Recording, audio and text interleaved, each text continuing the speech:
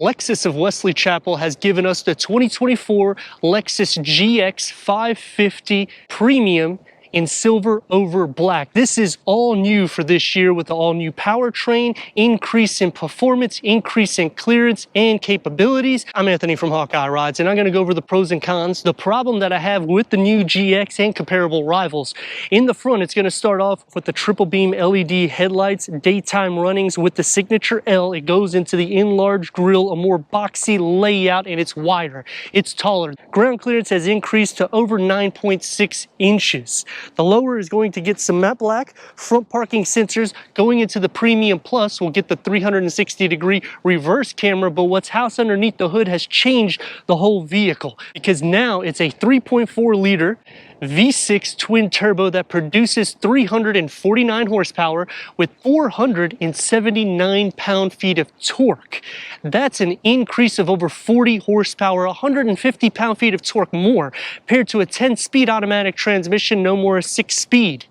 This is going to reach 60 at 6.5 seconds, which is almost a second faster with the top speed at 109 miles per hour. Your MPGs is 2 more in the city and 2 more in the highway, achieving 17 MPGs for the city, 21 MPGs for the highway. When I'm thinking a box on wheels, that's pretty good for a vehicle that can do every type of performance. Starting with 20-inch wheels, this is standard with the gray finish. It's a 6 double spoke wheel. Bump it up to the luxury and you get a 22-inch wheel. It's going to be a gloss black.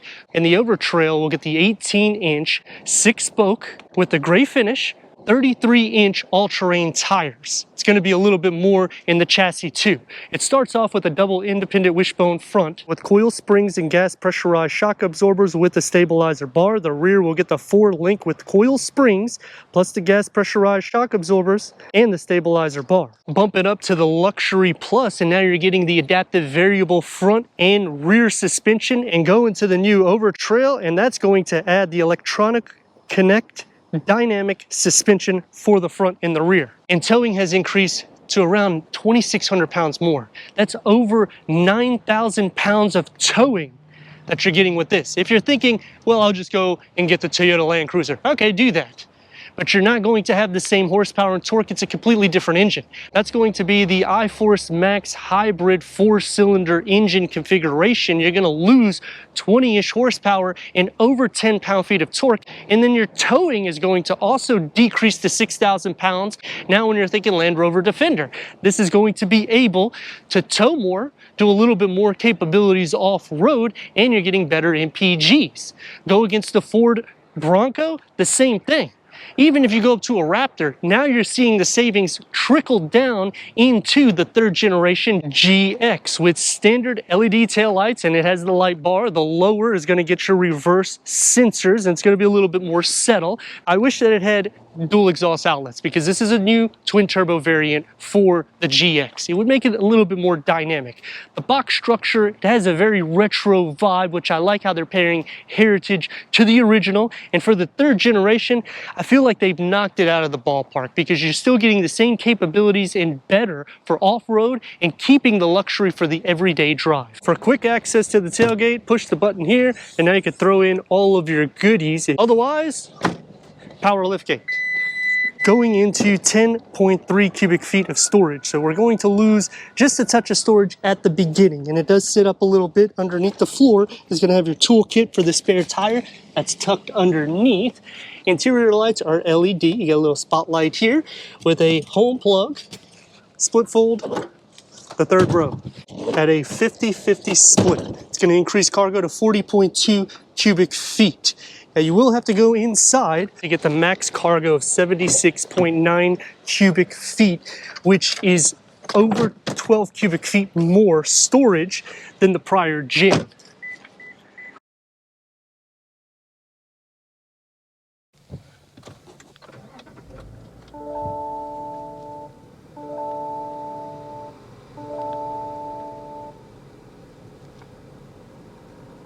Ten-way power seat adjustment for the driver, 8-way power seat adjustment for the passenger, new look seating, heated and ventilated front seats, headroom, and leg room.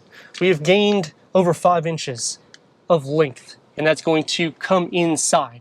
We're going to start off with the flat dashboard, keeping that retro style. All the screens look more fit into the dashboard. You're going to also have a storage pocket for the passenger side. I like the retro styling for the air vents there. And in the center, we got a 14-inch information display with Apple CarPlay, Android Auto. It is wireless. Sirius XM, AM, FM, streaming, Bluetooth audio. Standard is going to be 10 speakers. You can option the 21 speaker Mark Livingston, put it into reverse, and you get a reverse camera with trajectory. It's not going to cover the whole screen. Expand this out though, so it makes it a little bit more easier for you to see with that little fisheye look. 360-degree reverse camera goes onto the Premium Plus. Dual climate control settings are going to be in the front, and you actually have physical buttons. So not everything is derived through the touch screen, plus you can turn on and off the sound system there. Slide this open for a 12 volt, 2 USB ports, driving mode select, which when we go into the 12.3, you now have sport, normal, went a little too fast, normal, and eco. You can also go through an array of information for the driver on all sides, showing different driver information. And you can do the same thing on the center and on the side. Leather wrap steering wheel, 3-spoke multi-function. The paddle shifts.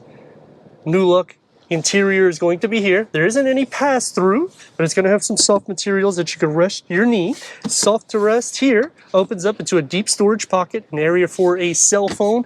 Cup holders are going to hold the new GX key fob, and you can keep a more minimalistic look. With the satin aluminum that's going to brush, contrast stitching, door panel dashboard integrate together. It's going to be soft where it needs to be. One touch up and down for the windows with a long storage pocket, beverage holder carved out, auto dimming rear view mirror, and a moonroof. For the second row headroom and leg room, you're going to have storage behind both of the front seats, third climate control setting, USB ports. The Premium Plus, you can add the captain seats for the second row, and the door is going to have the same materials that's found in the front, so it's going to be soft where you rest your arms. The grab handle is large enough to put a smaller cell phone with a medium-sized storage pocket and 2 beverage holders carved out. Sliding into the center, you can't put your feet here, obviously, and it's lifted up. The rails are pushed back a little bit too much, so you're going to be sharing a little bit of feet space. But leg and shoulder space, not going to be a problem, nor is headroom for the middle. It's actually a little bit better here than sitting on the sides at 6'3". Going to the third row, lift this lever, it's going to pull up. Now you have some room. We have the seats down for a reason, so I'm going to lift them up. Now it's going to lift up like this. You got to lift this one down here, and now you have these jumper style seats. It's going to be the same on both sides. So it's easy access to do so, with cup holders, a storage pocket, USB, large windows, grab handles, air vents, headroom. It's going to be a little bit more cramped in the back, but it's still doable. Fold these seats down. And this is the amount of room that you'll have if they sit upright, and this is if they sit backwards. As for the way you sit, because it's like a jumper seat, you're going to be sitting up more so it's going to be more for a quick ride than a long journey, but it's still doable for somebody my dimensions. And one cool thing is Lexus really has thought about everything. Pull this lever, pull this, and check this seat out.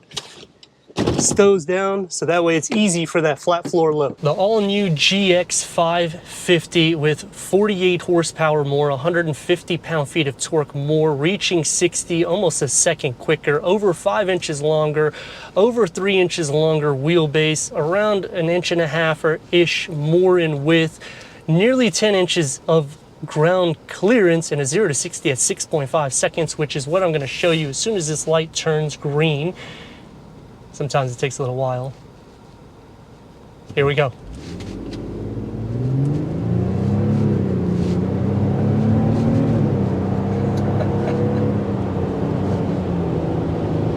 She is fast, but it's going to come out with one sacrifice, the road noise, because of the box structure, because of the way we sit up. It's also taller than the prior gen. So for the third generation, I think it knocks it out of the ballpark with the styling element, giving that retro box structure, which it's known for.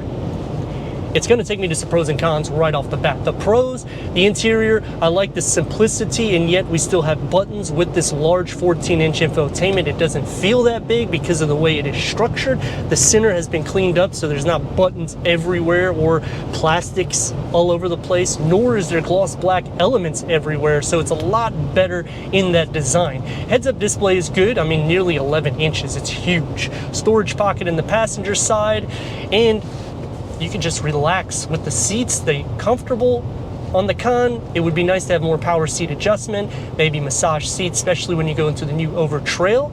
And that's going to take me to some cons as well. Going into the third row, those are more like jumper seats because they're smaller for the butt area. Your legs sit up in the air, so it's more for a quick drive. The second row, it's not bad, but the way it's configured, kind of think that maybe the captain seats would be better than the bench layout. As for performance, this is a lot better than the prior gen, especially coming off the line with the twin turbo opposed to a V8. I know people are probably thinking, well, the V8 was better.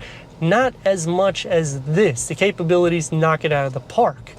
Some other pros is they have changed the configuration for the chassis. So it comes standard as an independent front suspension, and the rear is a 4-link. Bump it up to the Luxury Plus, and now you're receiving the adaptive variable front and rear suspension. Go into the new Over Trail, and you get the dynamic kinetic suspension layout, which makes it a little bit more for off-road.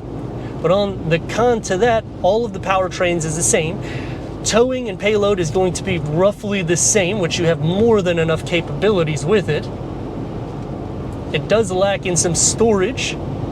It does lack with some charging ports, and you have to really go up to the Premium Plus in order to get features. This is basically getting your feet wet with the new GX if you can't wait for the Premium Plus. I'm not saying this is not a great trim to get, because you'll have some savings, but you're not going to get the wireless charger. You will get the new technology, which is a lot better than the prior, plus Lexus Safety Sense 3.0, which is amazing, and the cruise control is great because you can actually go about 0.2 to 0.3 miles without being engaged.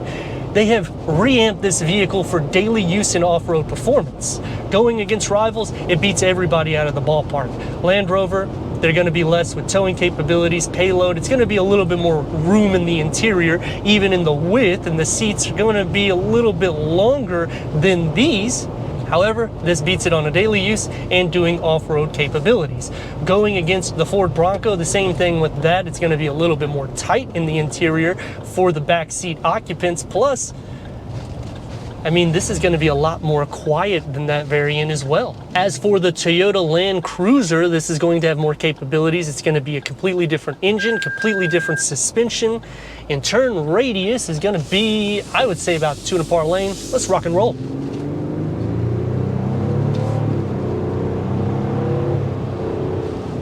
And the exhaust note that filters in is good. The problem that comes into play for me is we've extended the length, the width, and the interior still feels a bit cramped because of the design layout of the vehicle. Plus, when you put it into normal or eco opposed to sport, you feel a significant difference in that twin turbocharged engine opposed to the V8 that had instant power all the time.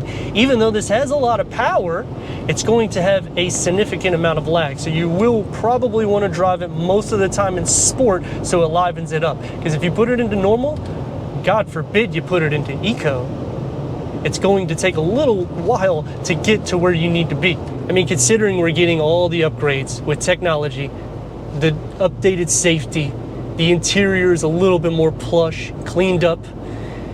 The rivals need to step up their game, but let me know your thoughts in the comments, and if you're new to the channel, consider subscribing. Check out the next video, merchandise, website, and Instagram. Leave a comment and a like, and I'd like to thank Lexus of Wesley Chapel for giving us this 2024 Lexus GX 550 for our car review.